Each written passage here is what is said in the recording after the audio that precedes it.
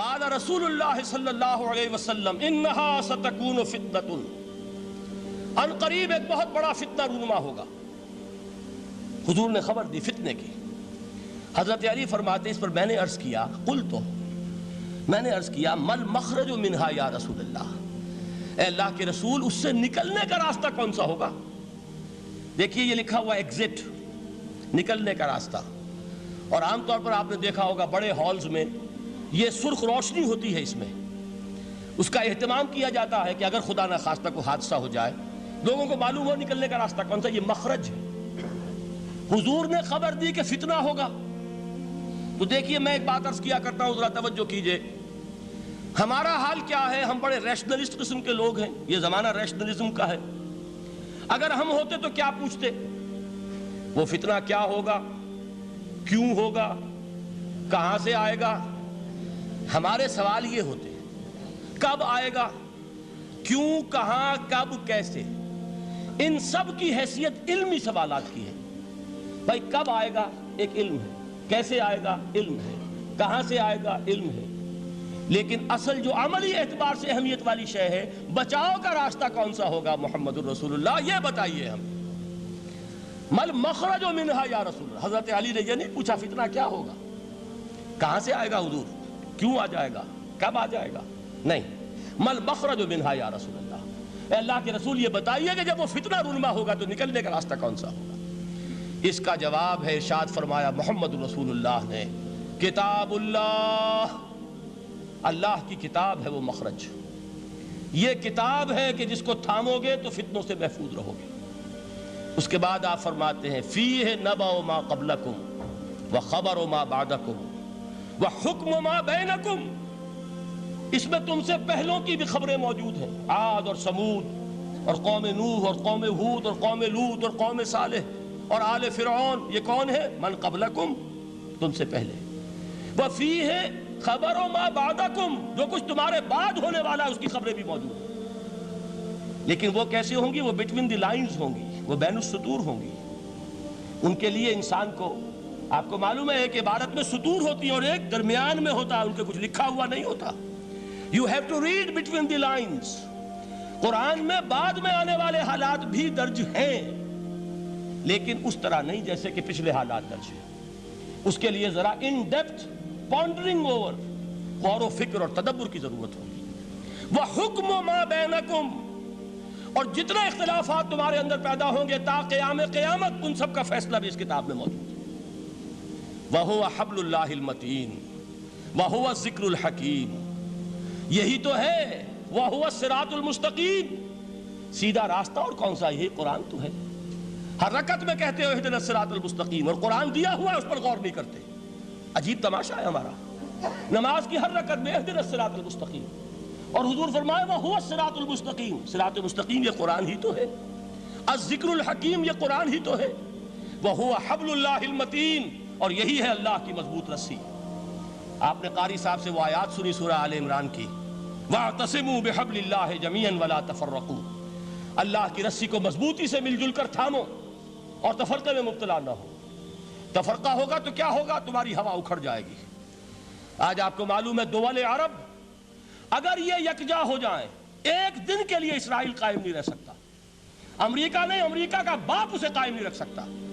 اگر امت عرب ہی جمع ہو جائے، عالم اسلام تو بڑی شے ہے، جو وسائل ان کے پاس ہیں، جو اللہ تعالیٰ نے ان کو نعمتیں عطا فرمائی ہیں، لیکن افتراق، انتشار، اختلاف، جتھے بندی، گروہ بندی، دھڑے بندی، اس نے اسرائیل کا خنجر ان کے سینے میں پیوست کیا ہوا، اس لیے کہ فَتَذْهَبَ رِيحُكُمْ، اگر تم اختلاف کرو گے تو تمہاری ہوا اکھڑ جائے گی۔ آج وہ ہوا اکھڑ چکی ہے۔ تو فرمایا وَاعْتَصِمُوا بِحَبْلِ اللَّهِ جَمِيعًا وَلَا تَفَرَّقُوا، اللہ کی رسی کو مضبوطی کے ساتھ مل جل کر تھامو اور تفرقے میں مت پڑو۔ حضور فرما رہے ہیں وہ اللہ کی رسی کون سی؟ ہوا حبل اللہ المتین، یہی قرآن ہے اللہ کی مضبوط رسی۔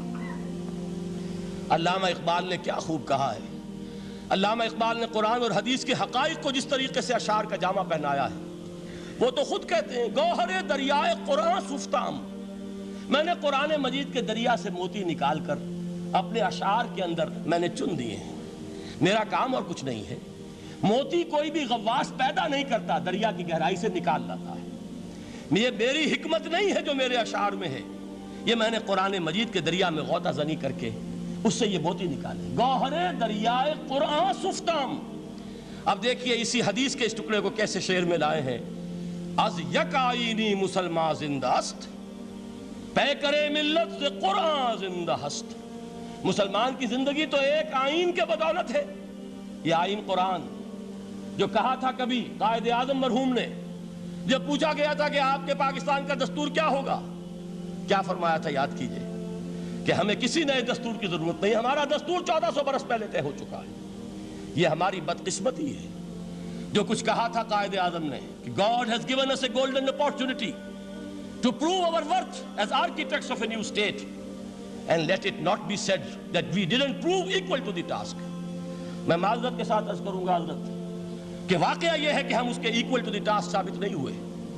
قائد اعظم کا دیا ہوا پاکستان آج دنیا میں موجود نہیں ہے، اس کا ایک حصہ اپنے نام سے دستبردار ہو کر بنگلہ دیش بن چکا ہے، اس نے اپنی تاریخ کو خیر بات کہہ دیا ہے، حالانکہ مسلم لیگ کی جنم بھومی ڈھاکہ ہے، 1906 میں ڈھاکہ میں مسلم لیگ نے جنم لیا تھا، اور اگر وہ صرف ہم سے علیحدہ ہوتا یا گہرا صدمہ ہوتا، لیکن یہ کہ اس نے جب نام بدلا ہے در حقیقت اس نے اپنے تاریخ سے اپنے پس منظر سے استعفیٰ دیا ہے۔ یہ ہمارا دوہرا ہمارے لیے صدمے کی بات ہے۔ کیا 2 یمن موجود نہیں ہیں؟ ان میں سے کوئی ایک بھی اپنا نام چھوڑنے کو تیار ہوگا؟ کیا 2 جرمنی دنیا میں موجود نہیں ہیں؟ کوئی ایک بھی ان میں سے اپنا نام چھوڑے گا؟ کیا 2 کوریا نہیں ہیں؟ 2 ویتنام نہیں ہیں؟ تو کیا 2 پاکستان نہیں ہو سکتے تھے؟ ہو سکتے تھے۔ میں یہ کہا کرتا ہوں کہ یہ گہرا صدمہ ہے علیحدگی، اور دوہرا صدمہ ہے، اور اس سے کہیں زیادہ بڑا کہ انہوں نے اپنا نام بدل لیا، اپنی آئیڈینٹی چینج کر دی، انہوں نے وہ نام اپنے ماتھے سے اتار کر خلیج بنگال کے اندر دبو دیا۔ یہ بہت بڑی سزا ہے جو ہمیں ملی ہے۔ کیوں ملی ہے؟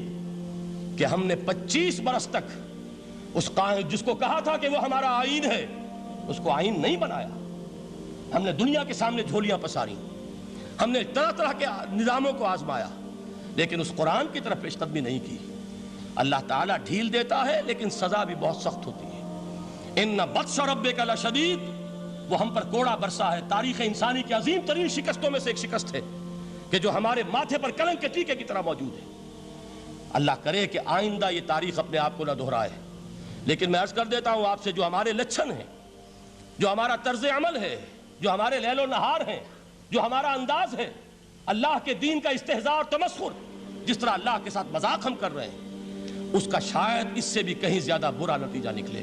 اللہ مجھے اور آپ کو اور ارض مقدس پاکستان کو اس انجام سے بچائے، لیکن اس کے لیے کام کرنا ہوگا۔ صرف کہنے سے بات نہیں بنے گی، کمر کسنی ہوگی، ہمت جو ہے پھر انسان کو اثر نو، ایک نئی تعمیر، ایک عزم، ایک ہاتھ میں قرآن اور ایک میں تلوار لے کر یہ امت پھر دوبارہ میدان میں آئے۔ بہرحال عرض یہ کرنا تھا، اقبال کہتا ہے از یک آئینی مسلمان زندہ است، پیکرے ملت سے قرآن زندہ ہست، ماں ہما خاک و دل آگاہ اوست، اعتصامش کن کہ حبل اللہ اوست۔ تامو اس کو مضبوطی کے ساتھ، حبل اللہ یہی قرآن ہے۔ یہ یک آئینی اور پیکر قرآن کی زندگی، پیکر ملت کی زندگی جو ہے اس قرآن کی بدولت ہے۔ تو حضور نے کیا فرمایا؟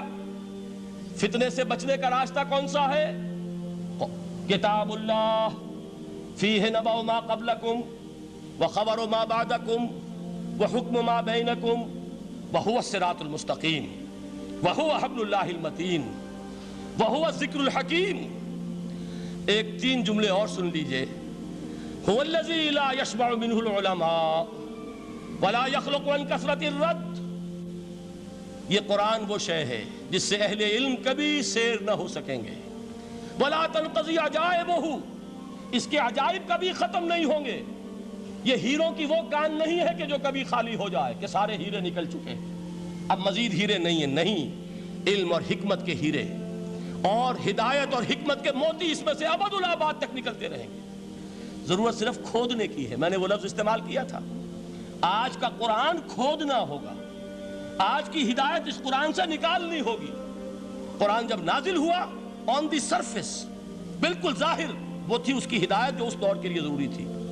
ہمیشہ کی ہدایت اس کے اندر رکھ دی گئی ہے، اس میں مضمر ہے، اس میں چھپی ہوئی ہے، اس کے لیے تدبر کی ضرورت ہے۔ کتاب انزلناہ الیک مبارک لِيَدَّبَّرُوا آیَاتِهِ وَلِيَتَذَكَّرَ أُولُو الْأَلْبَابِ، لوگ تدبر کریں، اس کی گہرائیوں کے اندر غوطہ زنی کریں۔ لا تنقضی عجائبہ، اس کے عجائب کبھی ختم نہیں ہوں گے۔ ولا یشبع منہ العلماء، اہل علم کبھی اس سے سیر نہیں ہوں گے۔ آپ کو سخت بھوک لگی ہوتی ہے اور کھانا کھانے کے تھوڑی دیر کے بعد اب آپ کا ہاتھ رک جاتا ہے، سیر ہو گئے، بہترین کھانا ہے لیکن نہیں کھا سکتے۔ اگر عام حالات میں وہ آتا تو کبھی نہ چھوڑتے، لیکن اب وہ آپ کا میزبان کہہ رہا کچھ اور لیجئے، تناول فرمائیے ذرا یہ دے، بھائی نہیں میں اب بھر چکا، یہ آپ کہتے ہیں کہ نہیں؟ حضور فرمایا یہ قرآن وہ شے نہیں ہے جس سے اہل علم کبھی سیر ہو سکے، ان کی پیاس بڑھتی چلی جائے گی، ان کے اندر quest of knowledge, search for wisdom بڑھتی چلی جائے گی۔ کبھی بھی انسان یہ محسوس نہیں کرے گا کہ مجھے جو لینا تھا میں لے چکا، بلکہ یہ کہ جیسے جیسے قدم آگے بڑھیں گے تہذیب کے، تمدن کے، علم کے، اتنے ہی قرآن جو ہے وہ آگے بڑھتا چلا جائے گا ہر دور کی رہنمائی کے لیے۔ لا تنقضی عجائبہ ولا یخلق عن کثرت الرد، بار بار کے پڑھنے سے اس پر بوسیدگی طاری نہیں ہوگی۔ دنیا کی اور کتابیں ہیں، ایک دفعہ پڑھ لیں گے، دو دفعہ پڑھ لیں گے، تین دفعہ پڑھ لیں گے، چار دفعہ پڑھ لیں گے، پھر جی نہیں چاہے گا۔ لیکن یہ کتاب وہ ہے، امام شافعی کا میں واقعہ آپ کو سناتا ہوں۔ وہ یہ کہتے ہیں کہ ایک مرتبہ میرے ذہن میں یہ سوال آ گیا کہ اجماع کے لیے بھی قرآن مجید میں کوئی سند ہے، دلیل ہے؟ سب مانتے ہیں کہ اجماع جو ہے سورس ہے قرآن کے اسلامی قانون کی، جس پر کہ امت کا اجماع ہو جائے۔ تو کہتے ہیں میں نے 300 مرتبہ قرآن پڑھا اول سے آخر تک، صرف اس دلیل کی تلاش میں۔ 300 مرتبہ مجھے نہیں ملی، 301ویں مرتبہ جب پڑھ رہا تھا مجھے روشنی مل گئی۔ وہ یبتغی غیر سبیل المومنین کے جو الفاظ آئے ہیں، نولہ ما تولی ونصلہ جہنم، جو کوئی شخص مسلمانوں کے راستے کو چھوڑ کر کوئی اور راستہ اختیار کرے گا ہم اسے اسی کے حوالے کر دیں گے اور جہنم میں پہنچا دیں گے۔ معلوم ہوا مسلمانوں کا جس پر اجماع ہو جائے اس کو بھی ایک سند حاصل ہے۔ یہ مسلمانوں کا مجمع علیہ ایک راستہ ہے، اس کو بھی ایک سند اور دلیل کی حیثیت حاصل ہے۔